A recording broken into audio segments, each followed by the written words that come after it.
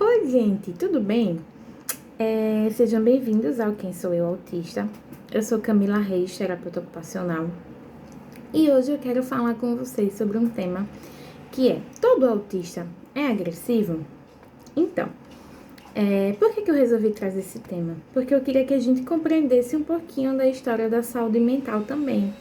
Que assim, gente, a reforma psiquiátrica aqui no Brasil, ela tem pouco tempo, né? Se a gente for olhar assim que ela ocorreu há apenas 18 anos em média, né? E desde então, a sociedade não está acostumada realmente a lidar com alguns transtornos. E quando a gente fala do autismo, ainda é muito um tabu. Por quê? Antigamente, as crianças eram vistas como anjos ou como trabalhadores. Então, assim, teve uma época na história que a criança era tida como um anjo, que a criança não era digna de maldade, e que quando a criança tinha determinados comportamentos é porque ela estava possuída por algum espírito, certo? E aí depois teve a fase da inserção da criança no trabalho. Então, assim, a criança passou a ser um adulto em miniatura, então ela passou a trabalhar. E agora, recentemente, depois da reforma psiquiátrica, depois de outros acontecimentos, é que a gente vem falando um pouquinho mais da importância do cuidado e da saúde da criança. Então, assim, imagine que é tudo muito novo. E o autismo também não é um tema que ele foi tão explorado no passar dos anos, porque assim, ele vem recentemente sendo explorado por conta do boom da estatística, né, de autismo que vem crescendo cada vez mais. Antes a gente tinha uma estatística que a maioria das crianças autistas eram meninos, mas hoje em dia a gente está tendo também um crescimento muito grande de meninas com autismo. Então, assim, vem sendo muito explorado e, na verdade, o nosso papel, né, social, enquanto terapeuta, enquanto pais, enquanto educadores, é realmente desmistificar para a sociedade algumas coisas em prol de que essas crianças consigam viver tranquilamente em sociedade e que a sociedade consiga acolher, consiga interpretar alguns comportamentos e alguns episódios como realmente uma desorganização da criança e não como uma criança tabelada como uma criança agressiva, quanto uma criança autolesiva e tal. Desculpem o barulho, tá tendo obra em pleno domingo. Mas enfim, vamos lá. Gente, então, o que é que eu quero trazer para vocês hoje sobre a criança que tem autismo cometer, assim, bater no terapeuta, bater na mãe, ou a criança se autoagredir. Gente, existem dois principais fatores que eu vou conversar com vocês hoje. Primeiro, geralmente, não são todas, mas geralmente são crianças que tiveram atraso ou têm atraso de linguagem e usavam do morder, do se jogar no chão, do bater como uma forma de se comunicar para mostrar o que quer. Então, assim, eu não sei o que é que eu quero, eu não sei como explicar o que é que eu quero. Então, eu vou lá e eu grito, eu choro, me esperneio. E aí, minha mãe, meu pai, minha professora, minha terapeuta vai lá e me dá aquilo. Então, o que a criança aprende? A criança aprende que toda vez que ela fizer esse comportamento, ela vai ter o que ela quer. Ela vai ter a compreensão do que ela quer. E isso, gente, não é apenas da criança autista. Isso é de todas as crianças. Isso é do ser humano, gente. Certo? Então, assim, é um comportamento que foi reforçado. Tô falando aqui que a culpa é de ciclano, de fulano que fez isso? Não. O que eu quero realmente aqui com esse vídeo é que vocês comecem a observar e comecem a parar de destratar essa criança por conta desse comportamento. Por quê? Se a criança faz isso hoje é porque lá atrás ela foi reforçada, certo? Então vamos dar um exemplozinho aqui na prática. Tô aqui com meu filho em casa e ele quer comer biscoito. E aí ele chega pra mim, fica perto de mim, começa a chorar, começa a gritar, começa a se espernear. Ao invés de eu pegar meu filho, passear pela casa, tentar entender o que ele quer, perguntar, tentar acalmar, eu começo. Você quer biscoito? Você quer banho? Você quer água? Você quer isso? Você quer aquilo? E aí a gente inibe duas coisas. A gente inibe tanto a comunicação, porque ele não vai tentar se comunicar de uma forma alternativa, como apontar, como levar a pessoa até o local. Tanto, gente, a gente acaba inibindo também a linguagem. Por quê?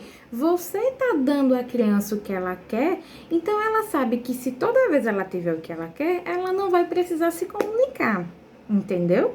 Então, assim, qual é a alternativa que eu dou? Se eu tô em casa, ou se eu tô no mercado, tô no shopping, a criança começou a chorar, a criança começou a espernear.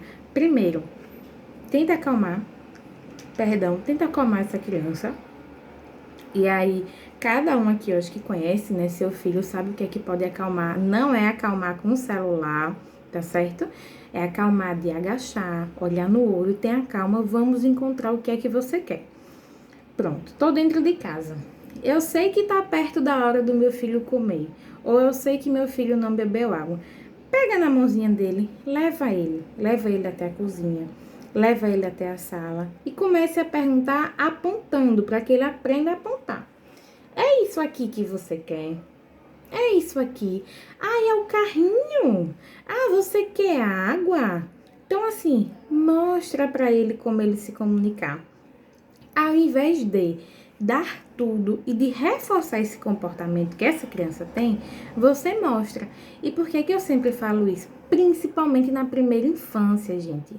Então, assim, até os 7 anos, a criança vai adquirir tudo que a gente passar para ela. Então, a gente tem que realmente filtrar e tomar muito cuidado com isso. Porque é aí que ela vai aprender os comportamentos de birra, é aí que ela vai poder tirar os comportamentos de birra, é aí que ela vai poder aprender a se comunicar. Então, assim, conversa também com seu fono outras alternativas, né? Então, assim, muitos pais têm receio ainda da comunicação alternativa, né? Do método PECS, porque acha que inibe a linguagem, mas de forma alguma. É um complemento e até um incentivo se você utilizar da forma correta, né? Com a orientação profissional, certo? E o segundo ponto e motivo que eu quero tratar aqui é o seguinte.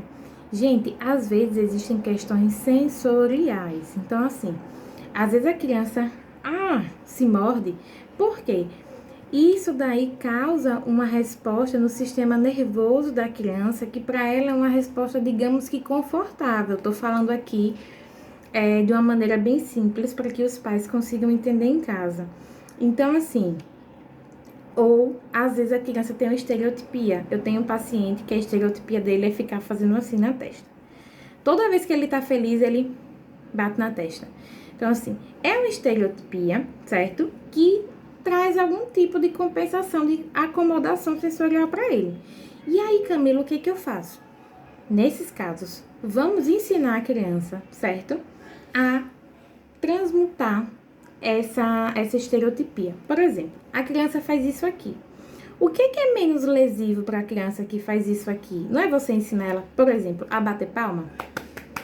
Então, tô muito feliz. O que eu faço? Eita, eu consegui aqui, no caso do meu, né? Consegui aqui montar o quebra-cabeça, tô muito feliz. Ao invés de eu fazer isso aqui, eu faço... E isso tem que ser imediato. Então, vamos lá. Se você sabe que a cada pecinha montada certa, ele vai fazer isso aqui, a cada pecinha montada que ele montar, você pega a mãozinha dele e bate palma, para ele entender e ele assimilar. E aí você vai reduzindo, você vai tirando de uma estereotipia que é autolesiva e você vai colocando para uma estereotipia funcional, até você tirar essa estereotipia e a criança entender que ela não precisa todas as vezes bater palma ou ganhar um abraço, por exemplo, toda vez que ela fizer uma coisa certa, certo? Então, aí, o que a gente precisa prestar atenção? Vamos lá. Outro ponto. Vamos supor que é uma criança que ela costuma se morder o tempo todo. Então, ela tá o tempo todo com a mão na boca. Hoje em dia, já existem mordedores, certo? Que foram feitos justamente para isso, né? Acredito que seu fono ou seu TO já possam ter passado, se a sua criança tem esse tipo de necessidade, que ajuda muito. Então, assim, se você vê que a criança vai imediatamente se morder, então você já fornece o mordedor para ela.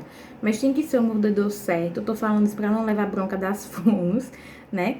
Porque tem mordedor que vai prejudicar a arcada dentária e tal.